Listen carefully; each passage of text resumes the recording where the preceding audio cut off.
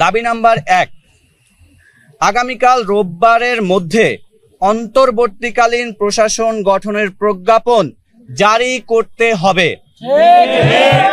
দাবি নাম্বার 2, অন্তর্বর্তী প্রশাসকের নিয়োগ প্রক্রিয়া চূড়ান্ত হওয়ার পর সেশন জট নিরসন সহ সামগ্রিক বিষয় নিয়ে একাডেমিক ক্যালেন্ডার প্রকাশ করতে হবে।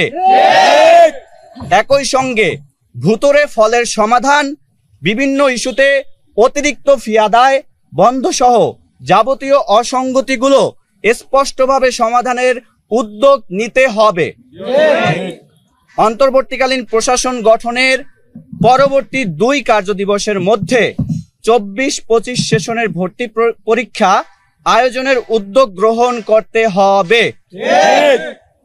আগামী 5 কার্যদিবসের মধ্যে ঢাকা কেন্দ্রীয় বিশ্ববিদ্যালয়ের রূপরেখা এবং লোগো মনোগ্রাম প্রকাশ করতে হবে। আগামী 1 মাসের অর্থাৎ আগামী 16 জুন 2025 খ্রিস্টাব্দ, আমি আবার বলছি আগামী 1 মাসের অর্থাৎ আগামী 16 জুন 2025 খ্রিস্টাব্দ এর মধ্যে নতুন বিশ্ববিদ্যালয়ের অধ্যাদেশ জারি করতে হবে।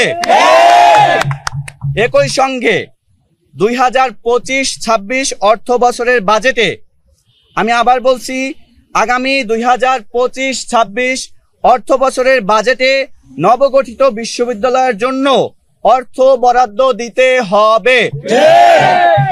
প্রিয় সাংবাদিকবৃন্দ, আমরা শুরু থেকেই সরকারের যে কোনো সিদ্ধান্তের প্রতি শ্রদ্ধাশীল ছিলাম। দাবি বাস্তবায়নে আমরা সরকারকে সব ধরনের সহযোগিতাও করেছি। এজন্য মাঠের আন্দোলনের পাশাপাশি টেবিলের আলোচনাও জারি রেখেছি। এখনো আলোচনার পথ বন্ধ হয়নি। আমরা আলোচনায় প্রস্তুত আছি। আমরা আমাদের শিক্ষার অধিকারটুকু চাই। আমরা আর রাজপথে নামতে চাই না। আমরা আন্দোলন সংগ্রাম ছেড়ে পড়ার টেবিলে ফিরে গিয়েছি। তবে রাষ্ট্র বারবার আমাদের পড়ার টেবিল ছেড়ে রাজপথে ফিরতে বাধ্য করেছে। আগামী রোববারের মধ্যে যদি অন্তর্বর্তীকালীন প্রশাসন গঠনের প্রজ্ঞাপন জারি না হয়, তাহলে 19 মে সোমবার থেকে আমরা আবার মাঠের কর্মসূচিতে যেতে বাধ্য হব। পরবর্তী এই কর্মসূচি কেমন হবে সেটা পরিস্থিতি বিবেচনায় প্রেস বিজ্ঞপ্তির মাধ্যমে জানিয়ে দেব। একই সঙ্গে আমরা বাকি দাবিগুলোর বিষয়ে নজর রাখব। আমরা যদি আবার মাঠে নামতে হয়, অর্থাৎ আমাদের দাবি মানা না হলে, আমরা জনদুর্ভোগ এড়াতে এবার সংশ্লিষ্ট মন্ত্রণালয় ঘেরাও করতে বাধ্য হব।